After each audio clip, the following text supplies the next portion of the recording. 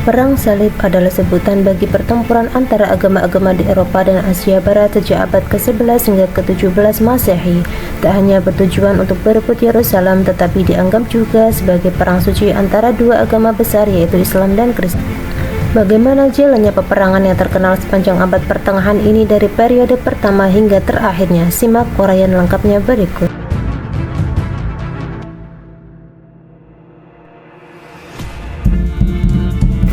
Faktor-faktor utama Perang Salib yang mempertemukan bentrokan antara timur Islam dan barat Kristen antara lain agama, sosial, ekonomi, dan politik.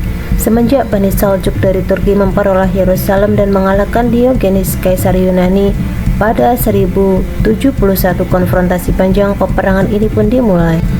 Kaisar Alexius yang tak mau tinggal diam meminta Paus Urbanus II mengobarkan semangat peperangan kepada umat Kristen Eropa pada tahun 1095. Ia serukan pertempuran dengan tujuan menyatukan kekuatan dan menundukkan gereja-gereja timur di bawah kuasa umat Islam. Paus Urbanus II menghimpun seluruh umat Kristen di Konsili Clermont agar bergabung melawan Turki Saljuk. Pengumuman pembebasan Yerusalem pada 1095 inilah yang agaknya dianggap mengawali Perang Salib bagi umat Kristen atau sejarawan Barat. Seruan itu disambut hangat oleh wilayah-wilayah Perancis dan sekitarnya. Beberapa pendeta dan bangsawan kemudian memimpin keberangkatan melewati jalur darat melalui Konstantinopel mengarah ke Al-Quds, Yerusalem. Kota ini pun jatuh ke tangan tentara salib usai pengepungan berlangsung selama 5 pekan pada 15 Juli. Wilayah Suriah, Asia Minor, kini Turki dan Palestina yang berada di bawah naungan Muslim jatuh juga ke tangan tentara salib satu persatu. Ketika Muslimin kembali bersatu, orang-orang French, sebutan untuk orang-orang Prancis atau Eropa Barat ketika itu, justru saling menjegal. Setelah itu muncullah Nuruddin Mahmud dari Suriah, seorang pemimpin saleh dan adil yang menjadi atasan juga pendahulu Salahuddin. Ia sadar betul keberhasilan jihad harus didukung keagamaan masyarakat yang baik serta kemauan dari para pemimpin yang bersatu untuk sungguh-sungguh berjihad. Sebagai respon atas rentetan kekalahan sebelumnya, Paus Eugenius III mengobarkan Perang Salib berikutnya pada 1 Maret 1145.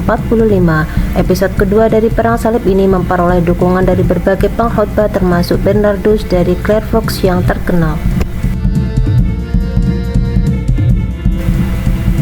Salahuddin Al-Ayyubi berhasil meraih keberhasilan dalam laga perdananya menjelang episode ketiga Perang Salib tahun 1187 dan merebut Yerusalem atas pasukan salib di pertempuran Hattin.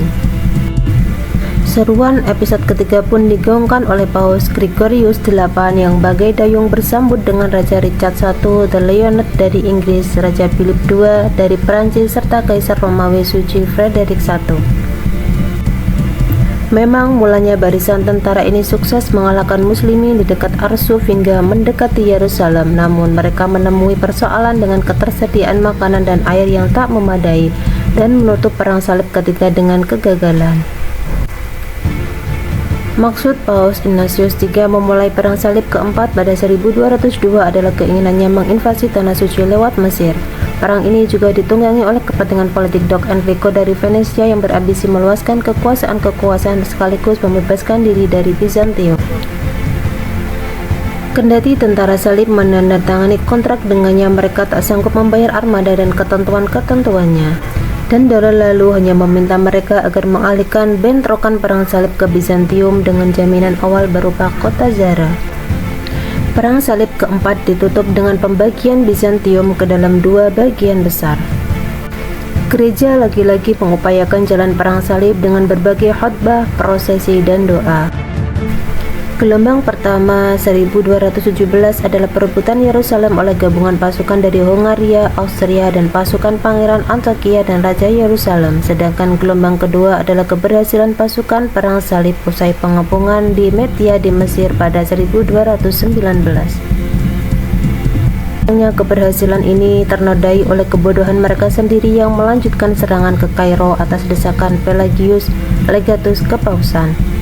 Kontan saja mereka terpaksa menyerah dan harus mengadakan gencatan senjata sebab ada blokade pasukan Sultan Ayyubiyah Al-Kamli. Paus Gregorius IX mengekskomunikasi Kaisar Frederick II pada 1228 usai terus-menerus mengingkari sumpahnya sendiri selama Perang Salib.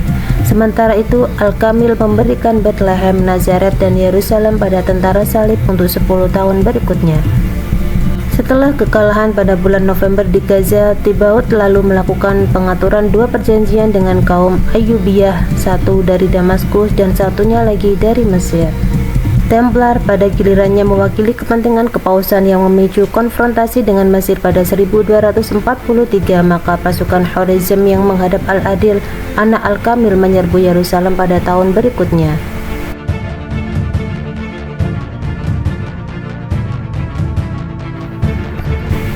Dan hanya dalam rentang 48 jam tentara salib tetap kalah telak oleh pasukan Baibars dari suku Khwarezmian meski terdiri atas gabungan tentara bayaran. Kendati demikian, karena merasa menjadi bagian dari perang salib, Louis IX dari Perancis tetap mengkoordinir perlawanan terhadap Mesir sampai 1254.